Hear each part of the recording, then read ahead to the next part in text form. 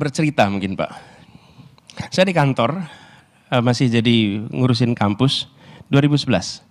Duta Besar Kanada membuat appointment untuk diskusi. Kita waktu itu sering ngobrol diskusi, itu masuk di sini CSIS, Matema Internasional. Nah Pak Dubes dari Kanada ini mau datang. Nah saya kalau terima ada tamu mau datang, saya minta tolong dilihatin CV-nya. Paling tidak saya tahu sebelum beliau udah sampai apa nih CV-nya. Saya baca CV-nya, Dubes Kanada ini. Lalu tertulis di situ disertasinya adalah The Spirit of Bandung and Independence Movement Across Africa. Jadi unik juga ini. Jadi ketika dia datang saya tanya, Pak Dubes, gimana ceritanya disertasi Bapak kok tentang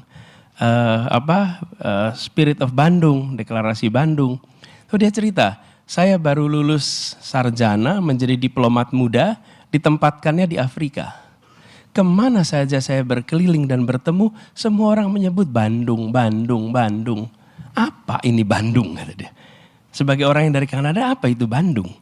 Dan kemudian dia mencoba membaca, ternyata mereka cerita betapa inspirasi dari peristiwa Bandung itu luar biasa.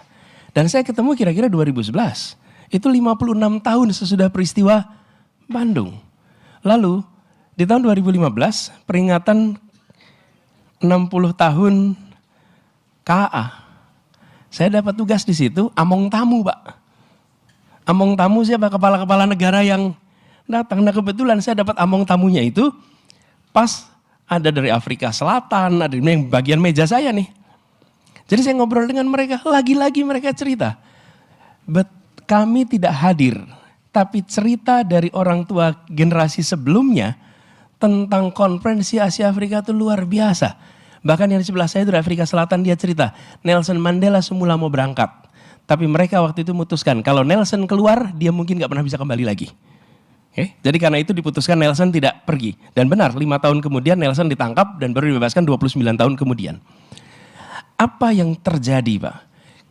Saya merasakan ditunjukkan ketika Indonesia hadir, ketika Indonesia aktif dan tidak transaksional, kita hadir memikirkan dunia, maka dunia mengingat dan dunia menetapkan kita sebagai referensi. Itu dilakukan di sana. Apa katanya?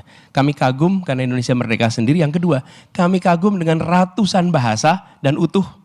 Kami kagum dengan bangsa yang punya satu bahasa bersama, kami sulit akur di sana. Ini cerita mas-mas itu. Menggunakan kita sebagai rujukan. Ini satu peristiwa yang saya alami yang menunjukkan bahwa ketika kita menyadari kami warga dunia itu berdampak. Yang kedua pengalaman pribadi.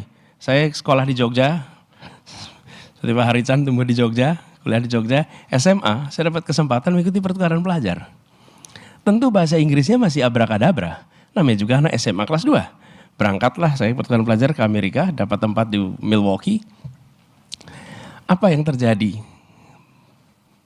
Muncul kesadaran, saya warga Jogja, saya warga Indonesia, dan saya warga dunia. Oke. Lalu peristiwa yang saya alami ketika 2011 itu peristiwa di mana Indonesia dan pemimpin-pemimpin di Indonesia, Ali Sastroamidjojo, kemudian Soekarno dan generasinya menempatkan Indonesia sebagai warga dunia, bukan sekedar sebuah entitas terlepas dari dunia, bagian dari komunitas dunia. Dan ketika perasaan itu ada, maka kita berkiprahnya 3 level. Nah, kenapa saya sampaikan di awal? Sebelum kita bicara technicalities tentang policy, menurut saya yang paling fundamental yang harus dikembalikan di dalam bangsa ini dan negara ini adalah kesadaran kolektif bahwa Indonesia, warga Indonesia adalah warga Indonesia dan warga dunia. Dan kepemimpinan selalu berbicara tentang dunia kita berpartisipasi, tidak absen, tidak menjadi penonton, dan tidak memandang dunia semata-mata sebagai tempat lain tempat kita bertransaksi. Tapi kita anggota dari sebuah masyarakat kemanusiaan yang selalu harus terlibat. Paradigma ini yang ingin kita kembalikan di dalam perjalanan ke depan Republik ini.